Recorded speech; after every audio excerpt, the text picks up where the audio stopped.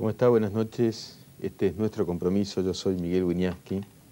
Como todas las noches aquí tratando de reflexionar desde este programa que es a la vez un espacio universitario de la Universidad de Belgrano respecto de todo lo que nos ocurre y de las mutaciones y transformaciones que vive esta sociedad. Ayer hablábamos con Juan Carlos Agulla respecto de una cuestión muy interesante que él puso sobre el tapete, que es la crisis de la idea de movimiento. Él considera que estamos precisamente en esa etapa en donde el hecho de los meros desplazamientos espaciales, digamos, la pura decisión de tomar la calle y de gritar, no implican el derecho de la representación. Es decir, gente que se mueve, mucha gente, no por en las calles mismas, no por esto legalmente, jurídicamente, constitucionalmente, está representando a los demás. Si bien, obviamente, el derecho a la protesta es necesario, desde luego constitucional, y esencial a la democracia, pero la representación pasa por otro lado. Y esta idea movimentista está en crisis, y lo pone todo en crisis, ¿no? Es un movimiento informe. Esto es Agulla. A la vez, entonces, también está profundamente en crisis la cuestión de la hegemonía de los liderazgos carismáticos. Hay un movimiento y hay un jefe que conduce ese movimiento. La idea de la conducción unitaria, por llamarlo de alguna manera, no en el sentido que le ha dado la historia argentina el término unitaria, ¿no? Sino en el sentido de unicato. Esto está en crisis. No hay uno que sea el jefe carismático que por seducción ante las masas que se mueven tenga por eso el derecho y la razón. Hay un dicho en Italia, ¿no? En la Italia movimentista y fascista, que era Mussolini siempre tiene razón. Y evidentemente Mussolini no siempre tenía razón y en realidad estaba definitivamente equivocado. Esto ha probado la historia. Ahora, la cuestión y lo que queremos tratar hoy es que la crisis de idea de movimiento y la crisis de los liderazgos carismáticos alcanzan también a otros espacios sociales, a las empresas, a las escuelas, a todos los espacios sociales. De esto vamos a hablar con Teresa Genesín, que es directora del curso de posgrado en conducción gerencial y del departamento de posgrado y educación continua de la UB. Justamente de esta transformación y tal vez de las nuevas posibilidades que se abren cuando algo está agonizando, el movimiento, el carisma como, reitero, modelo de conducción, de pronto de manejo y de manipulación.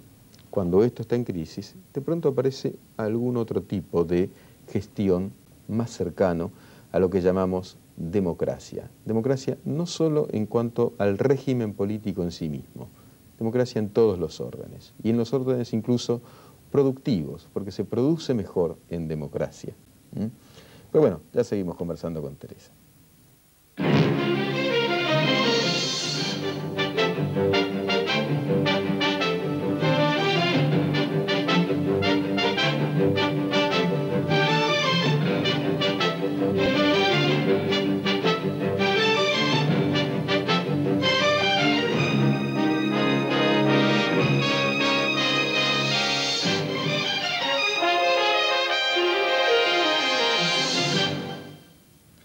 Bien, aquí estamos con Teresa. ¿Cómo estás? Y gracias por venir, Teresa. Gracias por invitarme. Está en crisis entonces también en el ámbito empresario, en los sistemas de gerenciamiento, esta cuestión del carisma, sí, como motor del liderazgo y del movimiento también, ¿no? Sí, yo escuchaba tu introducción y fue excelente porque vos has resumido la crisis.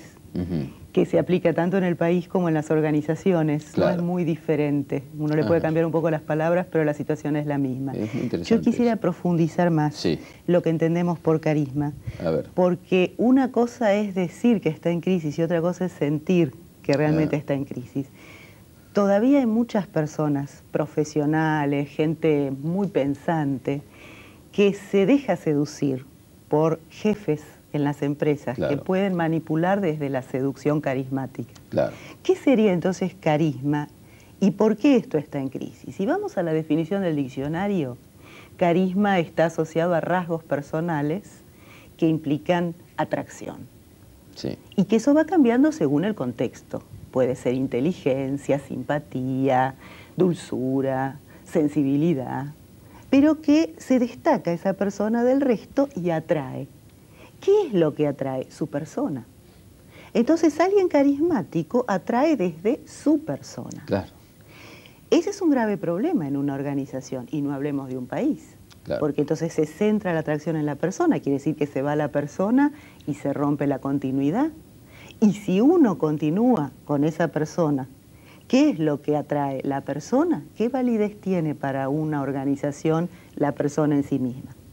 Lo que hoy pensamos como carisma es tomarlo más, primero como un medio para utilizar rasgos personales. Claro, si alguien atrae, ponerlo pero en positivo, digamos, ¿no? Pero no en función de sí mismo, sino en función de algo que lo trasciende. Claro. Yo creo que ese, Miguel, es el grave problema en nuestro país, que también está en las empresas. Claro. ¿Qué va más allá del carisma? ¿Qué es lo que uno sigue? Porque si uno sigue a la persona por sus rasgos, se empobrece, porque todo está centrado en la persona. Y las organizaciones están formadas por personas, pero deben trascender a las personas, aún a la número uno. Claro. Hoy podemos decir también que carisma se puede perfectamente hacer, entrenar. Porque el carisma, aunque no esté en el diccionario, las nuevas formas de entenderlo lo ven como alguien que tiene mucho poder de observar el contexto, de captar desde un entrenamiento realidades que quizá otros no ven. Una gran capacidad de escuchar, tener información importante que puede hacer que tome decisiones con rapidez, y hace eso un efecto de fascinación también. Mucha gente dice, mi jefe es admirable para mí porque tiene una rapidez de movimiento que capta las cosas más rápido que otros. Es interesante, ¿no? Es otra manera de ver el panorama, carisma. claro. Pero siempre que esas habilidades estén en función de algo que vaya más allá del individuo. Claro, que vuelvan a la organización, a los otros. En función de un bien común, se diría para el país, una misión, se diría en una empresa o en una escuela, objetivos convocantes, también los podríamos llamar, donde el carisma esté al servicio de esos objetivos, que sean suficientemente convocantes para toda la organización, no solo para grupos, porque si no entramos en las coaliciones de interés, que son inevitables. Las coaliciones se dan en cualquier grupo, y más cuanto más gente hay en ese grupo, pero que esas coaliciones estén también subsumidas a un bien mayor. Claro, definitivamente, claro. Las coaliciones pueden entonces configurarse como grupos contra otros grupos. Correcto. De manera tal que esta hostilidad interna, esta beligerancia es también improductiva y incluso me imagino que la calidad de vida, ¿no?, dentro de una organización decrece, ¿no? Porque aumenta la agresividad, ¿no? Se anquilosa cuando esto pasa a ser algo de la cultura de la empresa o de la escuela, y termina en inercia, en apatía, en rutina. Ahora, esto que estoy diciendo, esto que estamos diciendo, no es nuevo. Esto es lo que a mí me sorprende de cómo nos cuesta incorporar lo intelectual, que es lo que decía al principio. Una cosa es la idea y otra cosa es hacerlo carne. Claro, esto ya lo decía Weber. Esto ya lo decía Fayol a comienzos del siglo XX, cuando él hablaba de la importancia de la autoridad y del mando, pero ya hablaba de la importancia del objetivo más allá de la persona. Lo decía Taylor dentro de la administración. Y Weber hablaba de las diferencias de autoridad. Una cosa es la autoridad basada en el carisma personal, que él la consideraba peligrosa. Él también decía que la autoridad se puede heredar desde la tradición, como podía ser la monarquía, o en las empresas familiares, hereda la generación que le sigue a la fundadora solo por ser biológicamente relacionada, por ser los hijos de, a lo mejor no son los más capaces, eso no sirve. Y lo que él rescataba era la autoridad legítima, representativa, que es lo que vos denominás la democracia, que es el sistema maduro al cual deberíamos tender. O la autoridad, claro, legítima, por ejemplo, en el sentido del saber. Hay un texto de un filósofo llamado Boczynski, tiene todo un nombre, filósofo polaco, se llama Teoría de la Autoridad. en donde distingue claramente entre lo que él denomina autoridad epistemológica, es decir, la autoridad del que sabe. Hay un naufragio, y si a vos te toca estar en el bote con el capitán del barco, vos ya has verificado que este hombre sabe más que vos y te subordinás, pero porque sabe. Exacto. Ahora, si te subordinás al más grandote, bueno, hay un problema. Y esto también fue escrito en los años 30. Eso lo decía Taylor y Fayol. Fayol decía, una cosa es la autoridad del cargo, que dura poco, porque se terminó el cargo y te quedas sin autoridad. Claro. Y otra cosa es la autoridad de lo personal, que es lo que llamamos liderazgo personal, Claro. que emana del saber y de la capacidad de rasgos en función del objetivo. Inteligencia, capacidad de acción, decisión, que esto va cambiando de acuerdo al contexto, pero que se subsume al objetivo. Esto es lo que nos cuesta. El objetivo es esencial. Es esencial, claro. No egoísta. Un objetivo que trascienda el egoísmo y que trascienda los grupos de poder, que se integre. Es lo que se llama misión en una empresa, que lamentablemente en muchas empresas está, pero está archivada en un cajón con naftalina. Es muy importante. Vos tenés, como tengo yo y todos los que somos docentes, la experiencia académica de confeccionar un programa, ¿no? Y la rutina indica que hay que poner los objetivos. Y yo observo que a veces lo hace automáticamente. Exacto. Y sin embargo es muy importante porque es una clase donde hay alumnos, donde hay un objetivo al cual llegar, digamos, no explicitar, sino a dónde vamos. Exacto. Si uno no hace carne los objetivos, están, como digo yo, solamente en la tinta, no se dinamiza la posibilidad de trabajar desde un lugar de democracia, que también eso en las aulas puede darse. Y la única manera de que los objetivos sean vivos es hablarlos, comunicarlos y proponer. ¿Están de acuerdo? ¿Los mejorarían? Claro, porque hay que consensuar. Hay que consensuar. ¿Los mejorarían? ¿Qué cambiarían? ¿Qué aportarían? Y si están de acuerdo, ¿cómo lo llevamos a la práctica? Claro. Y esto no se puede decir de una vez y callar el resto del año. Hay que hacer espacios periódicos para revivir esos objetivos y validar si la práctica que hacemos es coherente con esos objetivos.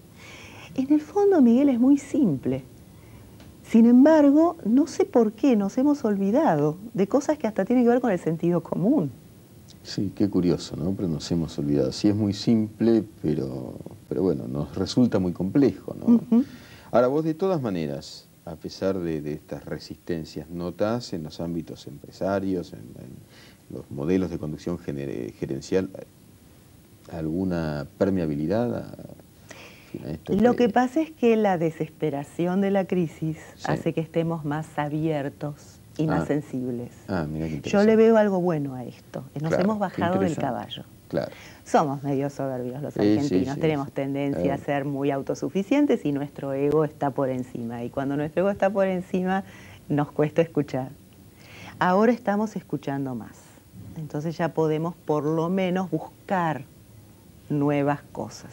Claro, en eso estamos. El ejercicio de la escucha me parece fundamental para esto, ¿no? Y buscamos nuevas cosas. Los ejecutivos están ya diciendo, lo que estoy haciendo no me sirve, o quizá escuchar lo mismo que estudiaron en la facultad, pero empezar a ponerlo en práctica. Volver a escuchar. Yo digo que no hay cosas más nuevas que agregar desde la administración. Hay que poner en práctica lo que estudiamos. Hay que poner en práctica Fayol. Claro, claro. Bueno, poner en práctica. Hacemos un corte y seguimos conversando con Teresa. Universidad de Belgrano. Elegir un futuro. 4788-5400. www.onlineuv.com. Oh sole mío, qué bella idea mangiare qui. Cabildo 1586, Capital. Reservas 4782-1775.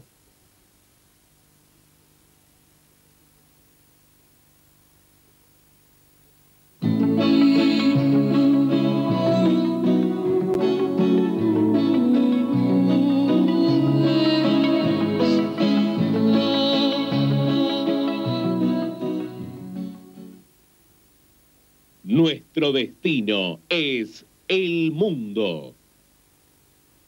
MBA, Maestría en Administración de Empresas. Doble titulación con la École de Management de Lyon, Francia. Modalidad presencial cada 21 días en viernes y sábados para profesionales del interior. Universidad de Belgrano. 4812-6460. ESCU3695 @v.edu.ar. www.v.edu.ar.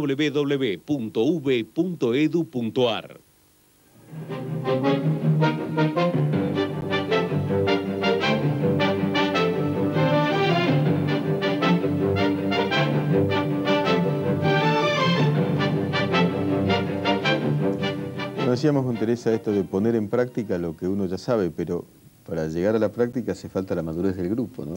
Correcto. Primero, cuando yo dije retomar Fayol, retomaría Fayol adaptado al siglo XXI, por supuesto. Hay muchas cosas que eran de esa época que ya cambiaron, pero otras cosas que siguen vigentes. La madurez del grupo. Para desarrollar democracia hay que madurar. Claro. No tiene que ver con la madurez individual, sino con la madurez en función del sistema democrático. Hay que dejar el egoísmo de lado, digamos, de eso es madurar. Por ejemplo, dejar el egoísmo de lado, hacerse cargo de lo que uno hace, aceptar un error si uno se equivocó. Ahora, hay que aceptar un error en la medida que la compañía te lo permita, porque si estamos en una compañía muy autoritaria o que realmente castiga a una persona que se equivoca, esa persona para sobrevivir, lo cual es lícito, quizá va a tapar sus errores. Entonces va a terminar nivelando para abajo. Y los cánones de sinceridad van perdiendo nivel, digamos. ¿Qué es lo que está pasando ahora? ¿Cuál es el valor de decir la verdad? Muchos ejecutivos te dirían que sos un tonto, para no decir otra palabra.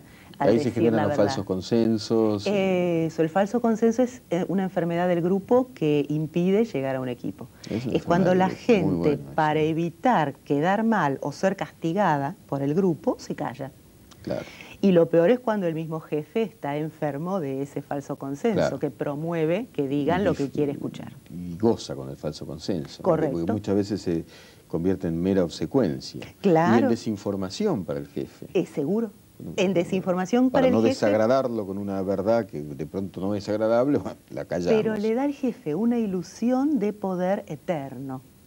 Porque todavía da mucho miedo dar información a la gente y permitir que hablen y que haya críticas, porque da la impresión que se escapa de las manos la conducción, ya que cuanto más informada es la gente, más autónoma es y más puede aportar. Y por ende más puede decir, esto no me gusta. Y esto genera mucho temor.